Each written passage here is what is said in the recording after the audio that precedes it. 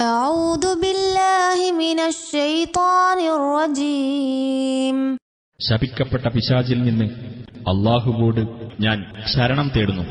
ومن ثمرات النخيل والأعناب تتخذون منه سكرا ورزقا حسنا إن في ذلك لآية لقوم يعقلون. ഈന്തപ്പനകളുടെയും മുന്തിരിവള്ളികളുടെയും ഫലങ്ങളിൽ നിന്നും നിങ്ങൾക്കു നാം പാനീയം നൽകുന്നു. അതിൽ നിന്ന് ലഹരി പദാർത്ഥവും ഉത്തമമായ ആഹാരവും നിങ്ങൾ ഉണ്ടാക്കുന്നു.